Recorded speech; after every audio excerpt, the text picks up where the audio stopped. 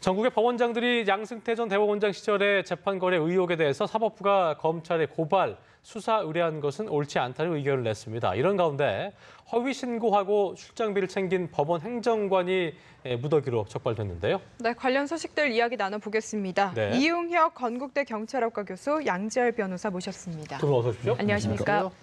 자, 각급 법원을 대표하는 이 법원장들의 의견이 어떨까 궁금했었는데 일단 검찰 수사는 안 된다. 자체적으로 해결해 보자 이런 얘기였습니다. 어떻게 보셨는지 두 분의 의견부터 좀 들어보겠습니다. 양 변호사님. 사법권 독립이라고 하는 생각에 강하실 것이고 예. 또 아무래도 법원장의 지위에 있다 보면 그런 부분들에 대해서 조금 더 엄격하게 생각하실 수 있다는 점은 충분히 이해는 갑니다. 예. 다만 그런 이제 소장 판사들이라든가 조금 전에 리포트에서 보신 것처럼 법원 노조의 일반 근무하는 분들 또 많은 국민들이 그렇지 않은 쪽을 생각을 왜 할까? 뭐 판사들 같은 경우에도 매일 법정에서 직접적으로 국민들과 마주치는 판사들은 이 법원의 건의라고 하는 것 자체가 예전과 같지 않다는 것을 사실 호소를 하고 있거든요. 예. 그만큼 국민들이 가진 신뢰가 사법계에 대해서 법 쪽에 대해서 많이 떨어져 있다는 것을 혹시라도 법원장급에 계신 분들은 이제 실무를 지금 하시는 경우는 아니니까 못 느끼시는 건 아닌가, 사안의 심각성을 정말 몰라서 그러시는 건 아닌가 하는 걱정도 조금 듭니다. 다만 뭐 이런 부분들이 너무 심각하게 법원의 독립을 해치지 않는 범위 내에서 해결하면 좋겠다라는 원칙적인 바람은 또 존중을 해드려야겠죠. 예. 네, 교수님은 어떻게 보셨어요? 일단 뭐 큰 틀에서 봤을 때는 그렇게 아름다운 모습은 저는 아니라고 생각이 됩니다. 왜냐하면 그 전직 대법원장과 현직 대법원장 간에 마치 어떤 정치 권력의 뭐 투쟁 같은 이런 모습이 없지 않아 좀 있는 것으로 보이기 때문에요. 사법부 자체가 이렇게 분열되고 쪼개지는 모습 자체가 사법 신뢰를 극히 해하는 것이 아닌가 생각이 됩니다. 예. 최근에 여론조사에 의해도 사법부의 재판을 믿을 수 있다라고 하는 그 비율이 한 25%였고요. 불신한다는 비율이 이제 65%, 3배가량 더 많았습니다. 그와 같은 측면의 하나가 현지 그 대법원장이 자초한 면이 있지 않는가 이런 생각이 좀 많이 드는 것이죠. 왜냐하면 그 특별조사단에 의해서 3번씩의 그 결과 자체를 수용을 하지 않고 따로 여론 수련을 통해서 검찰 고발을 고려를 하겠다라고 하는 하나의 그 추동력을 삼아보겠다라고 하는 이 사실 그 자체가 사법부의 권위를 스스로 팽개친 것은 아닌가 저는 그런 생각이 많이 드는 것이죠. 예. 더군다나 이제 그 문건 자체가 발견이 되긴 했지만 그 문건의 내용이 재판 거래를 직접 했다고 하는 합리적인 증거가 아님에도 불구하고 마치 그런 것으로 부추기는 이런 모양새가 있는 것은 아닌가 저는 그 점이 제일 좀 그 우려스러운 그 점이고요.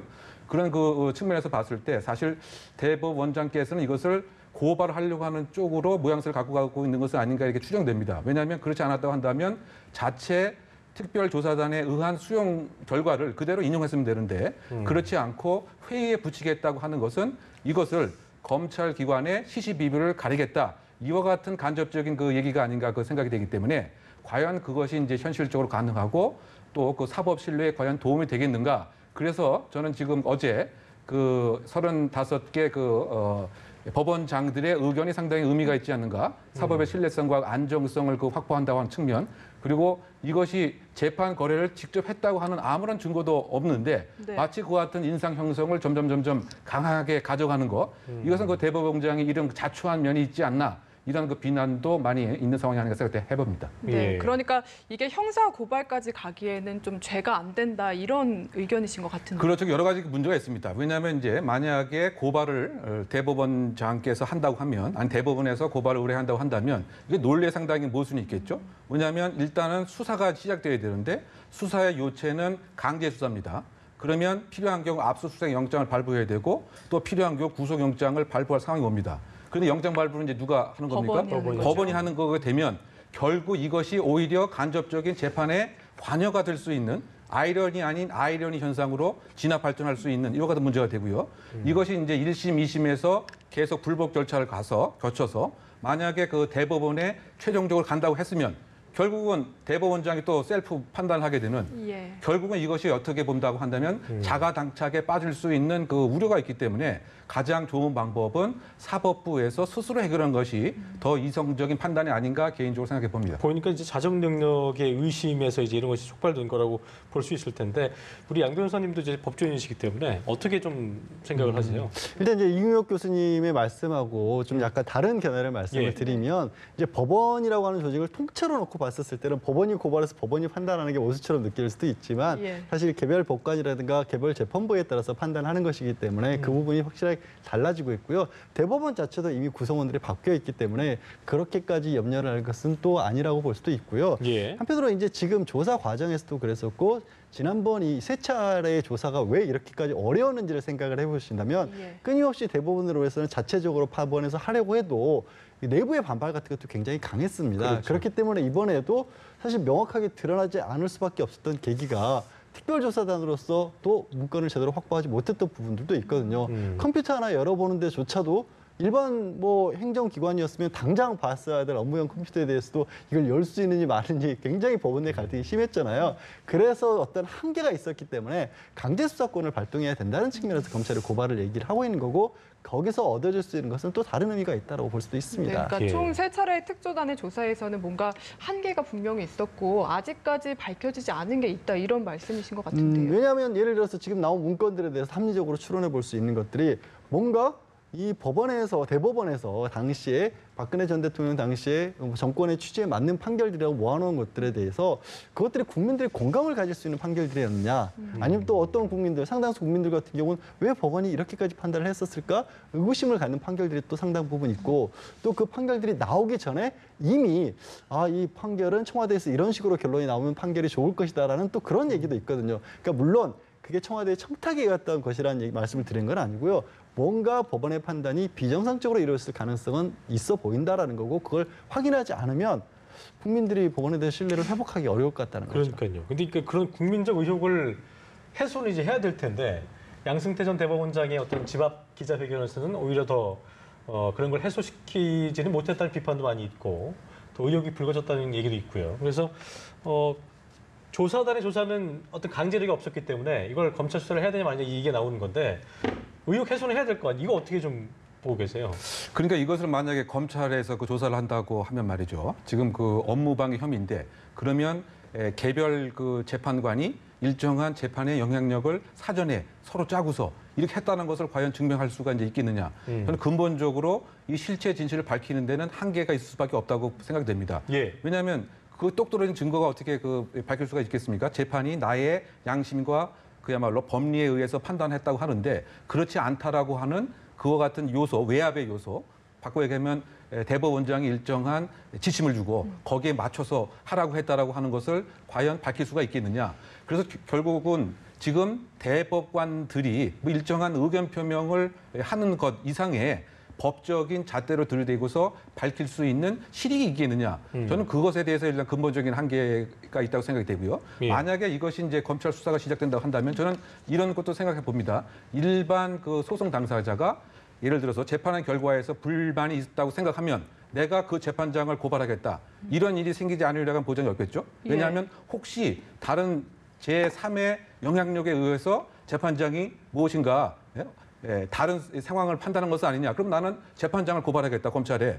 그럼 그 재판장 수사해달라고 하는 똑같은 논리인데 그런 경우는 검찰이 각하해야 됩니까? 이런 그 논리 같은 경우가 봉착될 수 있는 우려가 있기 때문에 실익적인 그 측면에서 과연 이제 있겠느냐. 그래서 가장 중요한 것은 사법부 내에서 정말 독립적인 뭐 자체 검증단을 만들든 또는 스스로의 대법관의 일정한 의견 그 표명이든 이 정도 선에서 그 봉합을 하고 이와 같은 일이 안 생길 수 있는 대법원 조직의 문화 개선 이것이 시급하지 않는가 생각이 듭니다. 저는 이번 여러 가지 보도를 들으면서도 저 스스로 좀 부끄러웠던 점은 우리나라 그 사법부가 정말 삼권 분립이 아니고 그야말로 행정부 안에 소속돼 있는 사법청 같은 이런 느낌은 사실 지울 수 없었으면 부인할 수가 없습니다. 예를 들면 우리가 이제 뭐 경찰청이나 검찰청이나 뭐 국방부라 이렇게 하면 현안 문제에 관해서 여러 가지 자료를 정리해서 그 행정부 수반인 대통령에게 뭐 여러 가지 건의를 합니다. 조직의 발전을 위해서.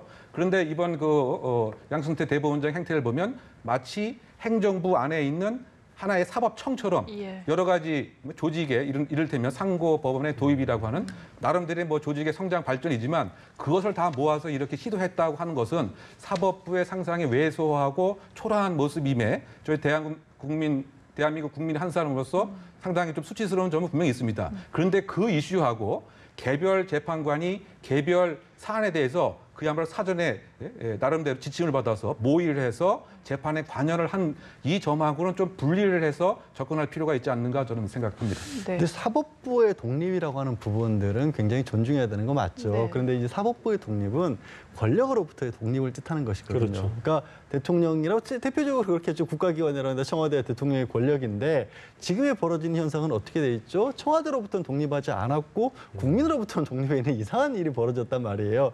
그리고 이제 이국 교수께서 지적하시는 우려점도 충분히 있지만 이번 사건은 달라지는 게 예를 들어 아까 말씀드린 법원행정처에 작성된 문건 같은 경우 재판을 앞두고 있는데 그게 어떤 모의를 했다거나 그게 어떤 영향력이나 지침으로 들어가지 않고요. 그 법원행정처에서 만든 문건 자체가 대법관들에게 전달이 됐다는 것만으로도 이미 직권남용이 될 수가 있는 겁니다. 왜냐하면 법원의 재판의 당사자도 아닌데 왜 법원행정처가 그런 일에 관여를 할까요?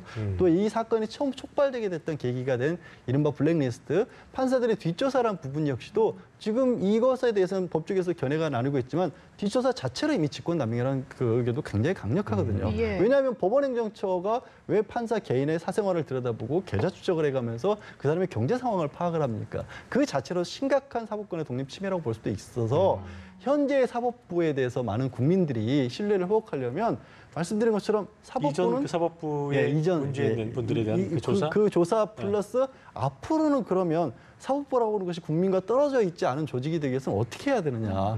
이 부분에는 물론 여기에 대해서는 현재 이제 김명수 대법원장이 뭔가 자정 노력과 함께 대안을 내놔야겠죠. 네, 이 문제는 다음 주 월요일에 아마 또 이제 결론이 나서 저희가 더 이야기를 나눌 수 있지 지켜봐야 않을까 될것 싶고요. 같습니다. 예. 좀 이슈를 바꿔서요. 법원 집행관들이 또 이번에 문제가 됐습니다. 좀 허위로 출장비를 부풀려서 9천만 원입니다. 9천만 원 상당한 수급한 액수입니다. 예. 사건인데 일단 네. 설명부터 좀 해주시죠. 네, 그 이제 법원 집행관들이 뭐 전국에 한 430명 정도가 있습니다. 예. 그 신분은 이제 그 공무원은 각 아닙니다. 법원마다 이렇게 있는 거죠? 중앙지법마다. 한 20명, 30명씩 있는데 예를 들면 이제 그 법원의 명령 자체를 집행하는 건수에 따라서 수익 구조가 많이 생기게 되죠, 본인이. 예. 그런데 뭐 서류 송달하는 것은 1,000원에 불과합니다. 그런데 예를 들면 출장 같은 건 좀 비싸군요. 그렇죠. 예를 들면 예. 강제 집행 같은 거, 뭐 부동산 명도에 있어서 강제 집행이라든가, 예. 뭐 압류라든가 이것은 보통 3만 원에서 이제 4만 원 정도가 수수료로 이제 떨어지게 됩니다. 예. 그런데 이것을 2배로 부풀렸습니다. 네. 즉 실제로 집행 현장에 가지 않았음에도 불구하고 서류에 여러 가지 이제 그럴듯한 이유를 대서 허위 서류를 작성해서 청구를 한 거죠. 출장을 가지 않았음에도 불구하고 그것이 이제 3만 원 곱하기 무려 3,100건을 한 것입니다. 2년 동안. 예. 그러니까 9천만 원이 훌쩍 넘는 1억 원을 부당 편취를 했다. 그런데 이것이 현재 그 18명의 서울 북부 지원에 있는 이런 사람들인데 사실은 과연 서울 지역에만 한정했겠느냐 이런 의구점이 있는 그 상황이고요. 그래서 현재 18명에 대해서 그 사기죄, 그다음에 이제 그 서류를 이제 위작하기 때문에 위작한 혐의, 그래서 18명이 현재 불구속 입건이 된 상황입니다.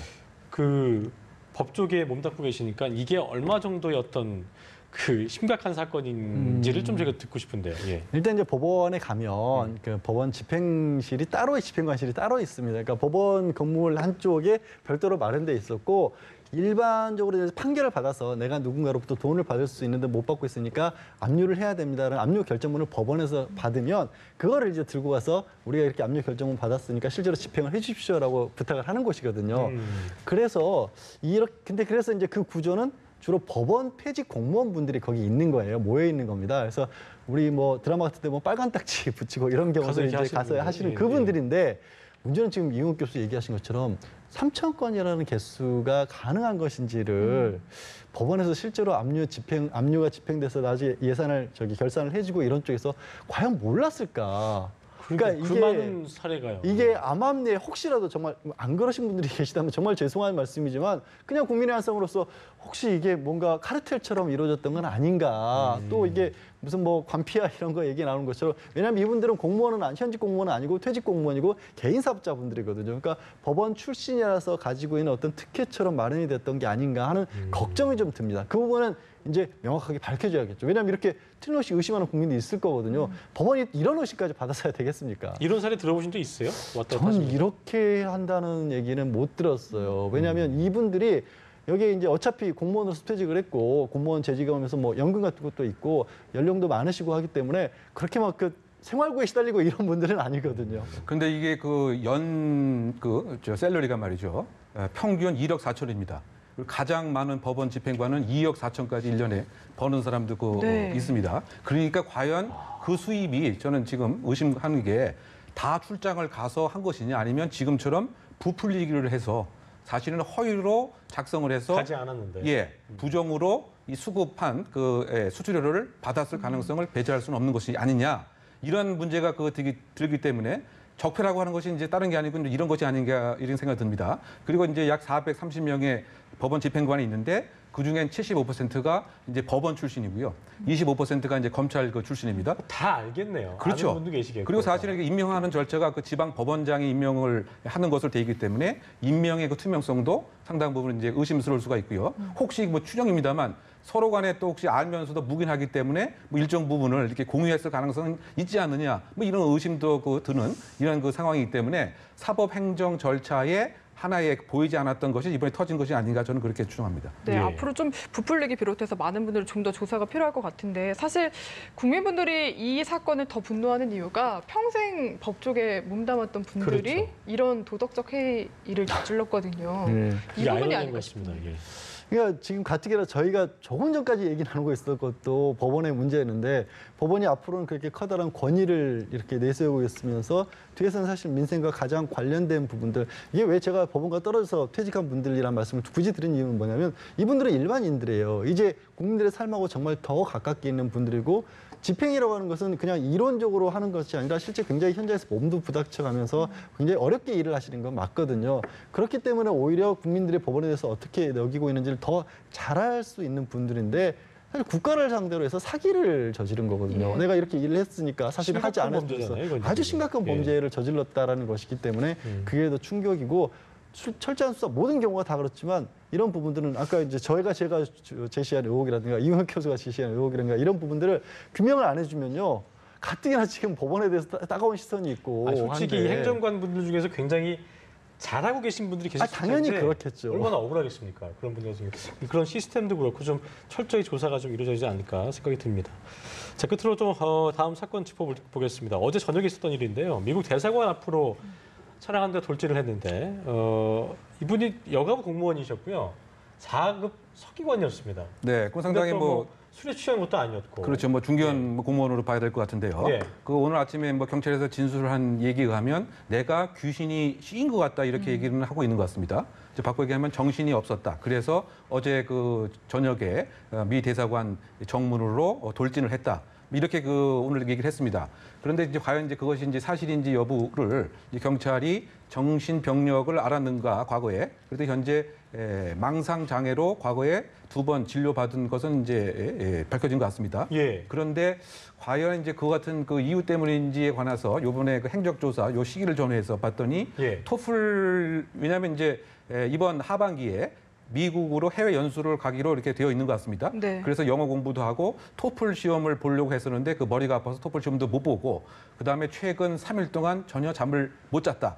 그래서 과거에 알았던 망상적 장애가 이번에도 다시 발현된 것은 아닌 것인가? 이것이 일단은 이제 합리적인 뭐 추정인 것 같은데, 근데 혹시 그 이외에도 요즘에 사실 뭐 유럽이나 이런 지역에서 보면은 미 대사관이나 중요 시설에 트럭이나 승용차를 이용해서 갑자기 돌진하는 예. 이와 같은 이제 뭐 테러의 모습도 분명히 있기 때문에 혹시 다른 연관 관계는 없는가도 뭐 조사를 하고 있는 것 같고요. 그리고 북한과의 무슨 내가 관련이 있어서 그것 때문에 망명을 하려고 한다라고 하는 그 사실과 관련돼서 과연 북한 업무를 맡았는가를 조사해 봤더니 북한 업무는 아니었고 뭐 청소년 관련된 업무였기 때문에 그거 역시 건전한 정상적 사고 체계가 와야 된 상태에서의 그러니까요. 진술이 아닌가 이렇게 일단 추정할 수 있는 것이죠. 네, 예. 좀 쉽게 이해가 되지 않는 사건인 것 같은데 좀 더 내용을 살펴보면 조수석에 동승자가 있었다고 하는데 신원이 밝혀졌습니까? 지금 아마 알려지기로는 여성가족부 산하기관에 정상적으로 근무를 하는 여성이라는 얘기도 있었고 또 여성부 산하에서 이제 법률 보조를 하는 분이라는 얘기도 있는데요. 그다지 큰 의미는 없을 것으로 보입니다. 왜냐하면 이 사고를 낸 서기관 본인이 이 여성가족부와 외부 기관들의 협력 업무를 담당하고 있었기 때문에 여러 군데 이제 외부에서 만남을 있었고 그날도 정상적인 업무 처리 과정에서 만났던 분이라고 합니다. 그래서 이 사고를 일으켰다라는 것 자체와 이 여성분과는 관계는 없어 보이는데 문제는 이게 통상적인 아주 상식적으로 생각을 해봐도 너무 좀 특이한 대사관 것 같아요. 문을 들이받는다고 망명을 받아주려고 상상할 수가 없는 거잖아요. 예. 그래서 저도 이런 경우를 들어본 적이 없고 또 평소에 여성가족부의 그 주변의 말씀으로는 이분이 미국 연수까지 가기로 선정이 될 정도로 평소에 근무 상태라든가 이런 건 굉장히 좋으셨던 좋았다라고 합니다. 분인 것 성적도 같은데, 예. 좋았고 조용하고 주변 분들과 무슨 문제를 일으켰던 분도 아니라고 해서 실제 이거는 정말 형사 사건이 아니라 이게 치료 사건으로 가야 될지도 모르는 생각도 듭니다. 교수님은 이런 얘기 들어보신 적 없으시죠? 그러니까 예를 들면 이런 경우가 있습니다. 꼭 대사관이 아니더라도 예를 들면 이제 그 망상적 사고를 하는 경우가 있죠.